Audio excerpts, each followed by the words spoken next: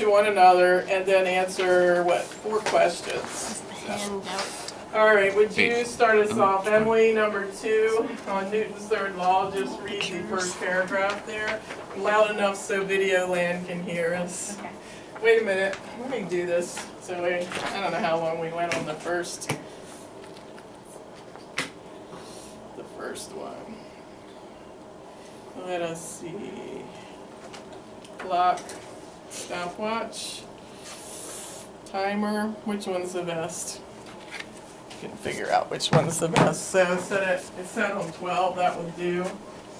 Or you can do it the other way where it's counting down and signaling.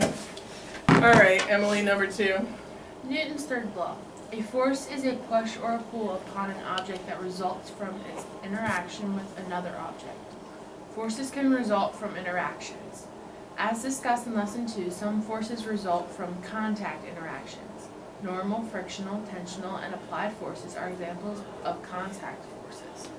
And other forces are the result of an action at a distance, interactions, gravitational, electrical, and magnetic forces. According to Newton, whenever objects A and B interact with each other, they exert forces upon each other. When you sit in your chair, your body exerts a downward force on the chair, and the chair exerts an upward force on your body.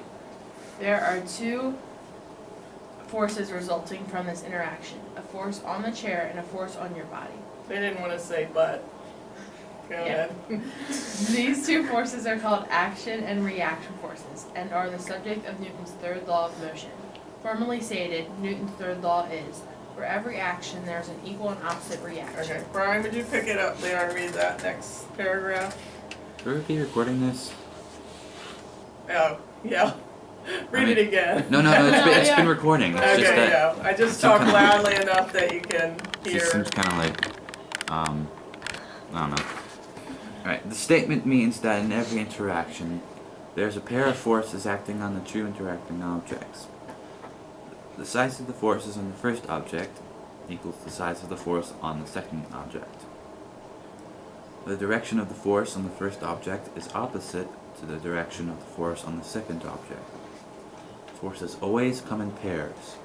Equal and opposite action, reaction, force pairs. Alright, Emily, 3. A variety of action-reaction force pairs are evident in nature. Consider the propulsion of a fish through the water. A fish uses its fins to push water backwards, but a push on the water will only serve to accelerate the water. Since forces result from mutual interactions, the water must also be pushing the fish forward, propelling the fish through the water. The size of the force on the water equals the size of the force on the fish. The direction of the force on the water, backwards, is opposite the direction of the force on the fish, forwards. For every action there is an equal in size and opposite in direction reaction force. Action-reaction force pairs make it possible for fish to swim. So the misconception is somehow that the fin is pushing on the water and it makes the fish go forward. But it's actually the push on the water creates an equal and opposite push of the water on the fish. So it's a slight difference there, and there's a lot of misunderstanding from just observing nature, but this is what's really happening. All right, Alex. Consider the flying motion of birds. Consider the flying motion of birds. The bird flies by use of its wings. The wings of a bird push air downwards. Since force results from mutual interaction, the air must also be pushing the bird upwards. The size of the force on the air equals the size of the force on the bird. The direction of the force on the air, downwards, is opposite the direction of the force on the bird, upwards. For every action, there's an equal in size and opposite in direction reaction. Action-reaction force pairs make it possible for birds to fly. Okay. Now, it seems like it's all good and clear right now, but almost every year when I test on this and I ask something like, how can a bird fly forward? Someone will say, the wings push the air off the air, and the bird goes forward. And that's not what's happening. So, all right, go ahead, Zach. Consider the motion of a car on the way to school. A car is equipped with wheels that spin. As wheels spin, they grip the road and push the road backwards.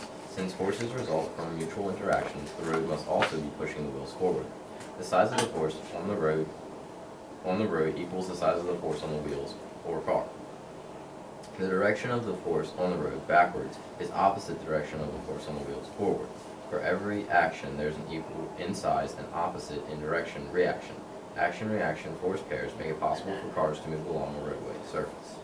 Okay.